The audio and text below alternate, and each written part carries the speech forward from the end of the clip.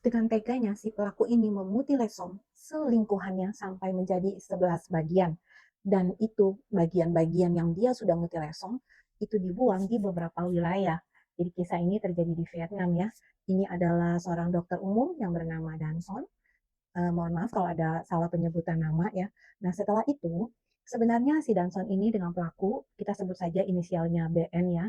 Jadi si BN ini adalah seorang perempuan dan mereka ini berkenalan ketika si korbannya ini membawa keluarganya untuk berobat di rumah sakit yang kebetulan rumah sakit tersebut adalah Danson sebagai dokternya pada waktu itu yang menangani keluarga si korbannya si BN ya. Akhirnya dari sana mereka berkenalan. Nah sebenarnya si pelaku dengan korban ini masing-masing sudah berumah tangga. Si dokternya ini sudah punya istri, si korbannya juga sudah mempunyai seorang suami, gitu ya. Tapi bagaimana kelanjutannya suami atau istrinya itu tidak diberitahu oleh pihak kepolisian ya. Jadi identitas mereka tetap dirahasiakan. Nah, kemudian ketika mereka menjalin asmara gitu ya. Jadi di akhir tahun 2022 mereka mulai menjalin asmara nih. Jadi kurang lebih mereka menjalin asmara itu sekitar 1 tahun lebih ya. Nah, ketika mereka sedang menjalin asmara tersebut, memang berapa kali mereka itu sering pergi ya ke kayak ke hotel gitu ya untuk check-in sebagai pasangan yang menjalin asmara tapi berselingkuh gitu ya. Nah kemudian di tahun 2023, tepatnya di bulan Maret, tiba-tiba si PN ini, si korbannya ya, si perempuan ini, dia memberitahu kepada si Danson. Dia bilang bahwa kalau dia itu hamil dan kamu harus bertanggung jawab, kata si korbannya ini. Dan bahkan korbannya ini mengatakan kepada dokter ini bahwa kalau kamu tidak bertanggung jawab, aku akan memberitahukan perbuatan kamu sama keluarga kamu, sama rekan kerja kamu. Pokoknya di tempat kerja kamu saya akan beritahu bahwa kamu berselingkuh dengan saya. Ini kata si korbannya ya. Tapi pada saat itu si Danson ini tidak menyangga atau tidak ribut gitu ya dengan si korbannya. Tapi dia juga tidak memberikan keputusan yang pasti gitu. Misalnya dia berkata kepada korbannya, iya aku akan tanggung jawab, dia juga tidak berkata seperti itu ya. Jadi dia hanya memikirkan kata-kata si selingkuhannya ini atau si BN. Nah, 1 bulan setelah BN berkatakan untuk si dokternya ini bertanggung jawab, nah tiba-tiba di bulan April, si Dansong ini mengajak korbannya untuk datang ke tempat dia praktek, yaitu rumah sakit tersebut ya.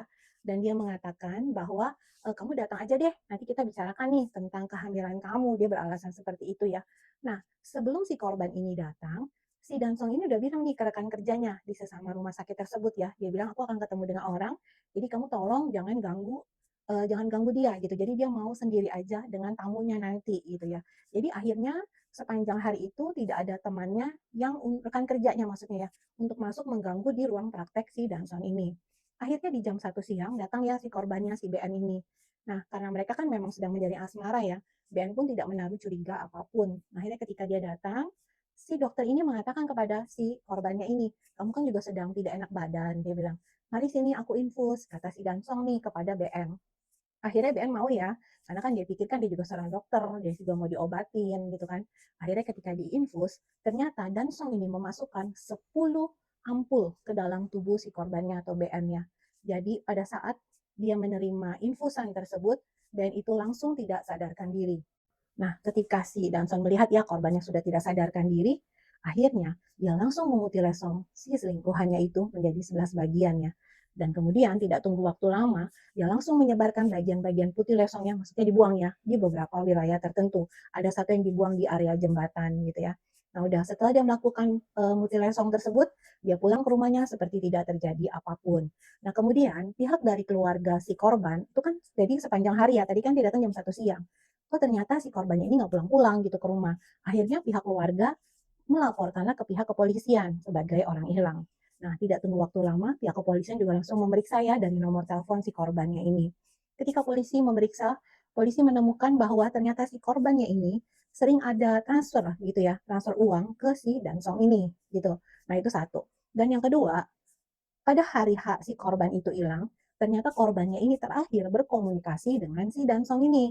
Akhirnya tidak tunggu waktu lama, pihak kepolisian langsung memanggil si Dansong. Nah, ketika si Dansong datang ke kantor polisi ya, dia katakan bahwa dia tetap menyangkal nih. Dia bilang, aku tidak tahu apa-apa dan saya tidak mau bertanggung jawab. Pokoknya dia menyangkal setiap tuduhan ya. Tapi kan karena waktu itu pihak kepolisian belum menemukan bukti yang kuat, akhirnya Dansong dilepaskan. Jadi dia tidak ditangkap saat itu. Nah, kemudian polisi kan tetap bekerja ya, tetap mengumpulkan bukti-bukti kuat siapa pelakunya gitu kan, karena kan hilang ya. Nah, kemudian ketika polisi mengumpulkan bukti-bukti kuat dan ternyata kurang lebih sekitar 10 harian, akhirnya buktinya itu tetap mengarah ke si dokter ini atau si pelaku ya. Akhirnya si pelaku ini atau Dansong dipanggil lagi lah oleh pihak kepolisian. Tapi bedanya pihak kepolisian sudah mempunyai bukti kuat. Dan akhirnya ketika diinterogasi lebih lanjut, akhirnya Dansong mengakui bahwa dia membun-bun selingkuhannya itu karena ingin dia minta pertanggungjawaban ya. Nah, dan ternyata polisi itu mengatakan bahwa ada beberapa perhiasan si korban itu juga hilang gitu kan. Dan Nasrani juga mengatakan bahwa memang dia mengambil kalung, dia mengambil perhiasan gitu ya yang sedang dipakai oleh si korban dan ada beberapa uang cash gitu kan. Dan dia katakan bahwa saya sebenarnya tidak ingin merampok tapi saya hanya ingin menghilangkan barang bukti. Nah, akhirnya kan dia ditangkap ya. Kemudian di tahun 2025 akhirnya dia divonis dengan hukuman mati. Yang pertama sebagai kasus berencana, ya kan, jangan berencana untuk membunuh itu karena dia panggil tadi kan. Yang kedua, yaitu dia juga merampok gitu kan harta korbannya. Jadi dia divonis hukuman mati oleh pihak pengadilan Vietnam.